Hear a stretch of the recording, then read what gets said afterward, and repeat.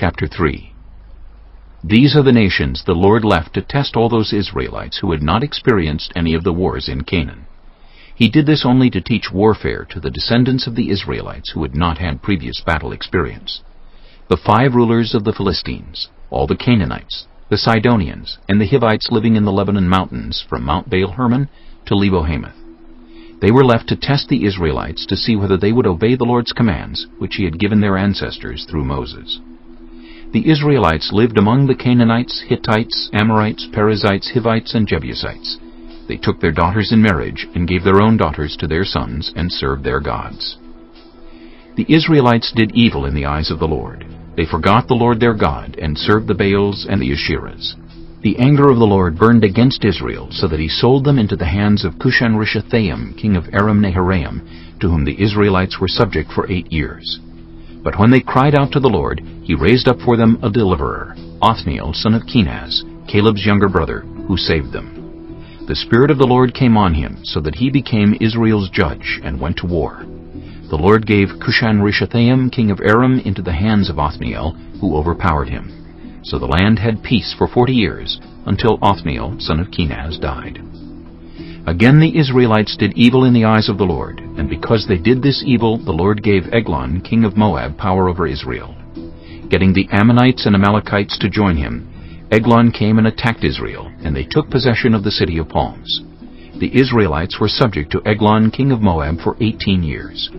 Again the Israelites cried out to the Lord, and He gave them a deliverer, Ehud, a left-handed man, the son of Jerah the Benjamite. The Israelites sent him with tribute to Eglon, king of Moab. Now Ehud had made a double-edged sword about a cubit long, which he strapped to his right thigh under his clothing. He presented the tribute to Eglon, king of Moab, who was a very fat man. After Ehud had presented the tribute, he sent on their way those who had carried it. But on reaching the stone images near Gilgal, he himself went back to Eglon and said, "Your Majesty, I have a secret message for you." The king said to his attendants, "Leave us!" And they all left. Ehud then approached him while he was sitting alone in the upper room of his palace and said, "I have a message from God for you." As the king rose from his seat, Ehud reached with his left hand, drew the sword from his right thigh, and plunged it into the king's belly. Even the handle sank in after the blade, and his bowels discharged. Ehud did not pull the sword out, and the fat closed in over it. Then Ehud went out to the porch. He shut the doors of the upper room behind him and locked them. After he had gone, the servants came and found the doors of the upper room locked. They said, "He must be relieving himself in the inner room of the palace." They waited to the point of embarrassment, but when he did not open the doors of the room, they took a key and unlocked them. There they saw their lord fallen to the floor, dead.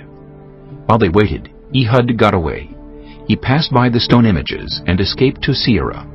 When he arrived there, he blew a trumpet in the hill country of Ephraim, and the Israelites went down with him from the hills, with him leading them. "Follow me," he ordered, "for the Lord has given Moab, your enemy, into your hands." So they followed him down and took possession of the fords of the Jordan that led to Moab. They allowed no one to cross over. At that time they struck down about 10,000 Moabites, all vigorous and strong. Not one escaped. That day Moab was made subject to Israel, and the land had peace for 80 years. After Ehud came Shamgar, son of Anath, who struck down 600 Philistines with an ox goad. He too saved Israel. Chapter 4. Again the Israelites did evil in the eyes of the Lord, now that Ehud was dead. So the Lord sold them into the hands of Jabin, king of Canaan, who reigned in Hazor. Sisera, the commander of his army, was based in Harosheth-Hagoyim. Because he had 900 chariots fitted with iron, and had cruelly oppressed the Israelites for 20 years, they cried to the Lord for help. Now Deborah, a prophet, the wife of Lapidoth, was leading Israel at that time. She held court under the palm of Deborah between Ramah and Bethel in the hill country of Ephraim, and the Israelites went up to her to have their disputes decided. She sent for Barak, son of Abinoam, from Kedesh in Naphtali, and said to him, "The Lord, the God of Israel, commands you, Go, take with you 10,000 men of Naphtali and Zebulun, and lead them up to Mount Tabor.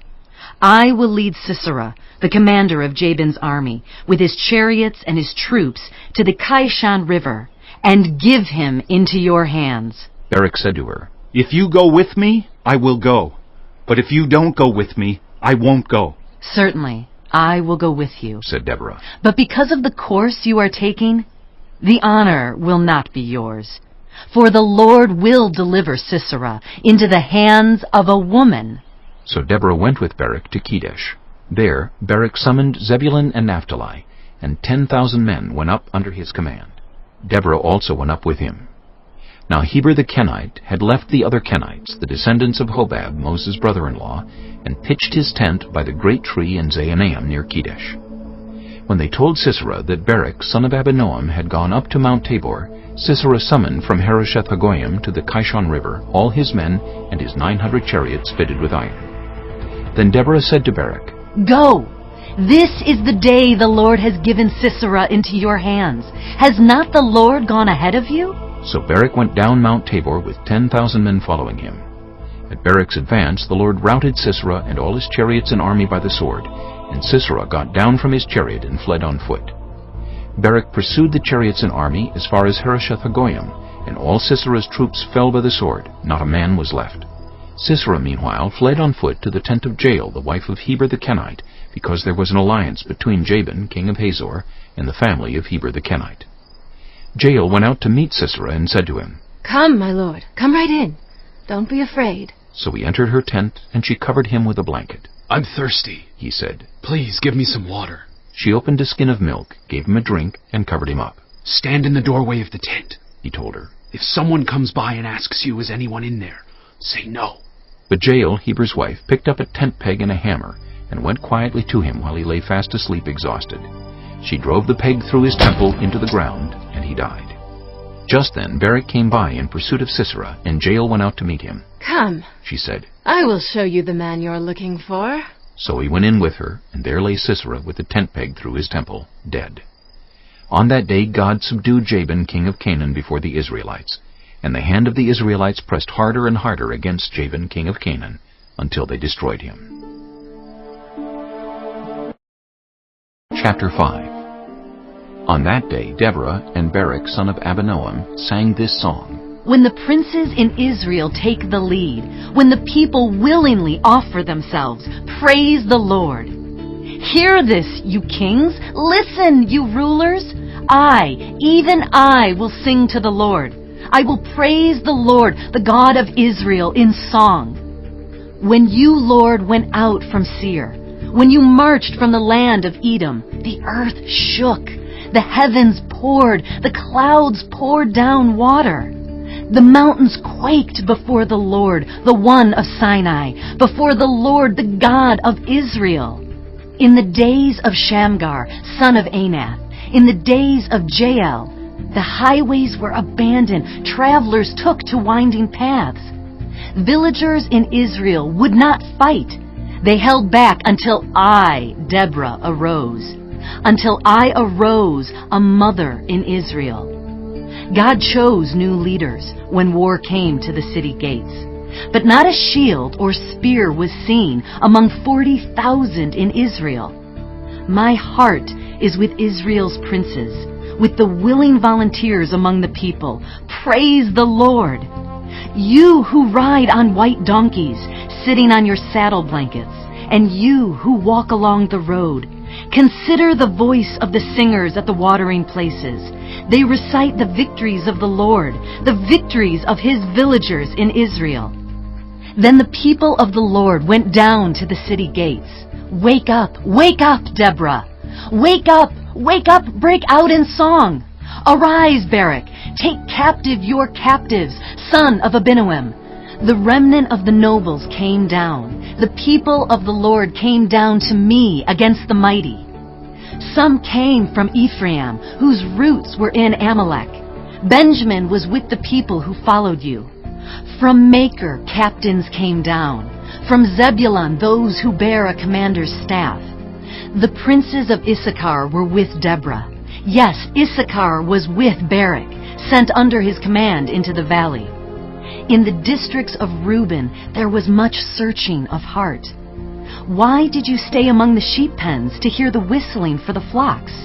In the districts of Reuben, there was much searching of heart. Gilead stayed beyond the Jordan. And Dan, why did he linger by the ships? Asher remained on the coast and stayed in his coves. The people of Zebulun risked their very lives. So did Naphtali on the terraced fields. Kings came, they fought. The kings of Canaan fought. At Taanach, by the waters of Megiddo, they took no plunder of silver. From the heavens the stars fought. From their courses they fought against Sisera. The river Kishon swept them away, the age-old river, the river Kishon. March on, my soul, be strong. Then thundered the horses' hooves, galloping, galloping go his mighty steeds. Curse Meroz, said the angel of the Lord, curse its people bitterly, because they did not come to help the Lord against the mighty. Most blessed of women be Jael, the wife of Heber the Kenite, most blessed of tent-dwelling women. He asked for water, and she gave him milk. In a bowl fit for nobles, she brought him curdled milk. Her hand reached for the tent peg, her right hand for the workman's hammer. She struck Sisera, she crushed his head, she shattered and pierced his temple. At her feet he sank, he fell, there he lay. At her feet he sank, he fell. Where he sank, there he fell, dead. Through the window peered Sisera's mother. Behind the lattice she cried out, "Why is his chariot so long in coming? Why is the clatter of his chariots delayed?" The wisest of her ladies answer her. Indeed, she keeps saying to herself, "Are they not finding and dividing the spoils, a woman or two for each man? Colorful garments as plunder for Sisera, colorful garments embroidered, highly embroidered garments for my neck, all this as plunder?" So may all your enemies perish, Lord, but may all who love you be like the sun when it rises in its strength. Then the land had peace 40 years.